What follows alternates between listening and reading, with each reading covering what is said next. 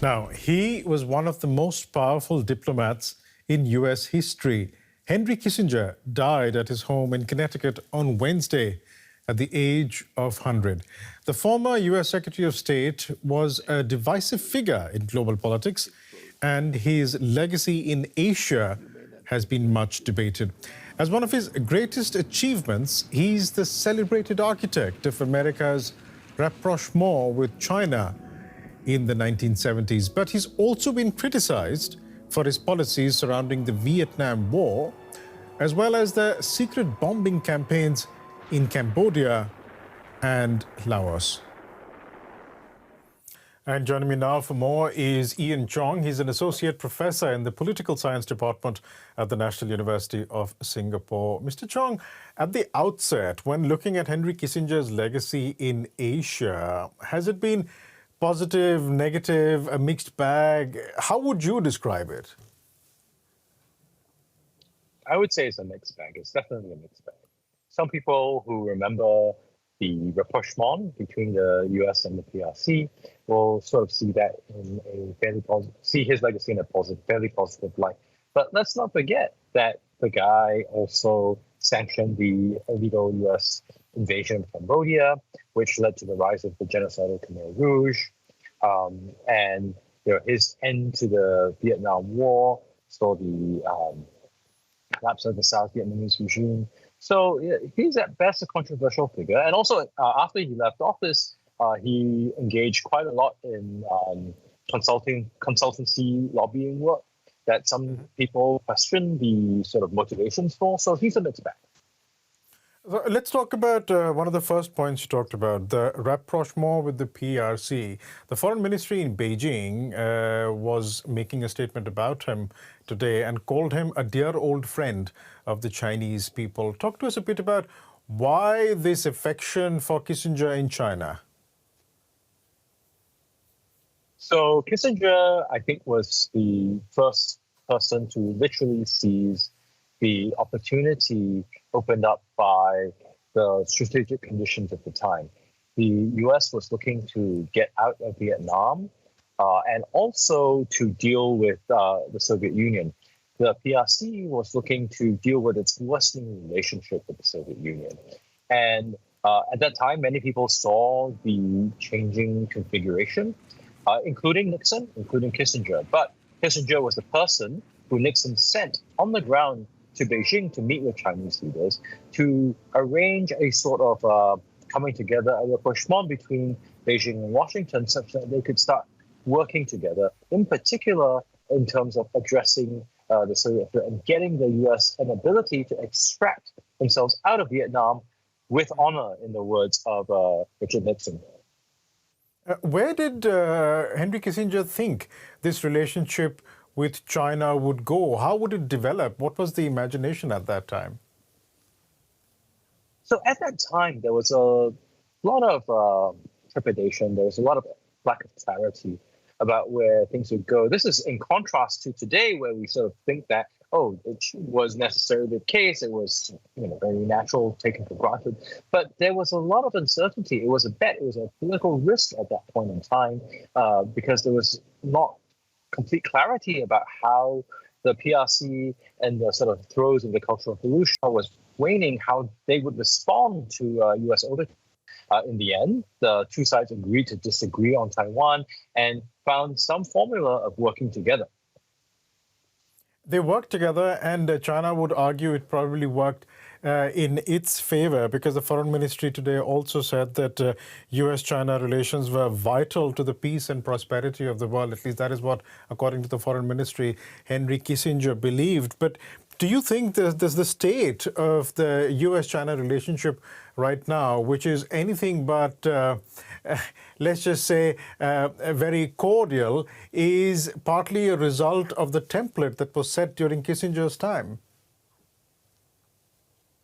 So you're right that a lot of the friction today is a bit of a legacy of that time, but it's also because of changing conditions. Like I said, that rapprochement that led to the formal diplomatic recognition between the two sides, that was created in the late Cold War and sustain in the post-Cold War period because the conditions encourage the two sides to engage. Today, as China is a major world power that seeks to adjust some of the rules that it previously had benefited from, there's a lot more friction. Those conditions, have changed, and the PRC have gained. I mean, they become very rich. On the U.S. side, they feel that the effort to engage has led to, yes, some people in the U.S. getting very rich, but on the whole, the U.S. has felt that many people in the U.S. have not perhaps felt that they've gained as much.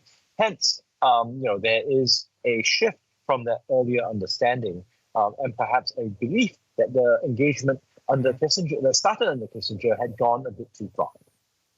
When talking about Kissinger in Asia, we need to talk about the Vietnam War. It is something that you alluded to earlier as well. Kissinger was Secretary of State under Richard Nixon and instrumental in negotiating with the North Vietnamese during the latter half of the war. Could he have done more to actually end the war sooner? So I think it's hard to say that he could have done things to end the war sooner.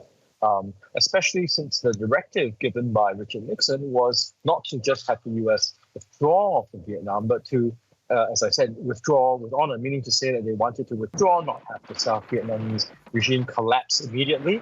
So under those conditions, the withdrawal couldn't be immediate. The end to the war couldn't be immediate. But I think what really makes Nixon's legacy, the effort to withdraw with honor, meant also bombing of Laos, bombing of Cambodia, and invasion of Cambodia, and the destabilization of regimes in Laos and Cambodia, and in the Cambodia case, allowing for the rise of the Khmer Rouge and its genocide.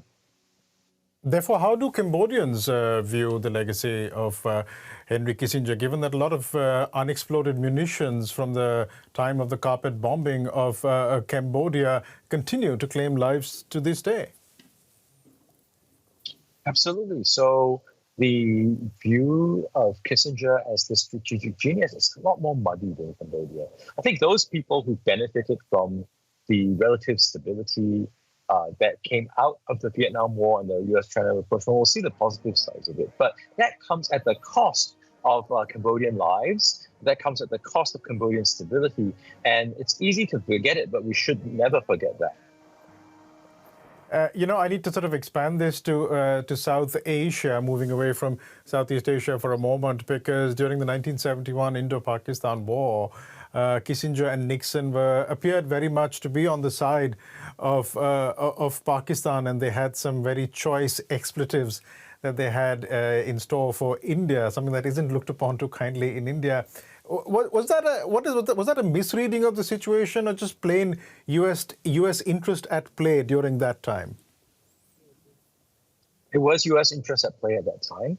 The view was that India was partial to the Soviet Union, and in the Cold War situation, my enemy's friend is my enemy. So they saw India as a challenge to U.S. strategy, and Pakistan as a strategic asset, one that they could invest in. And let us remember that the overture to the PRC was only made possible because of that relationship with Pakistan.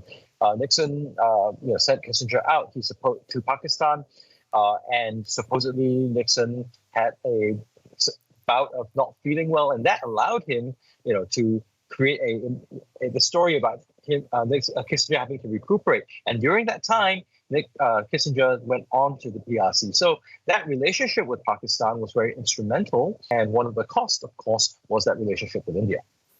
I just have one final question for you, Professor Chong. How would you say U.S. views on the world have changed since Henry Kissinger's time? Well, starting from where you began, the U.S. relationship with India has transformed very significantly from the Cold War. India is seen to be a strategic partner. And the PRC, which was seen as the ticket out of Vietnam and a means to put pressure on the Soviet Union to create détente, that relationship has changed quite fundamentally. The PRC is much more of a competitor today. Of course, the PRC being able to plug into the liberal international order that the U.S. created meant that the PRC is today a major power in the world. And so those considerations of a weaker China, of using China as a wedge, that's the past. That relationship that the Chinese MFA, PRC MFA had talked about, that refers to a different age and time that is very different from today. It is the passing of an era, isn't it? We'll leave it there for the time being. Professor Ian Chong from the National University of Singapore. Thank you so much for joining us today, sir. Thank you. It's been a pleasure.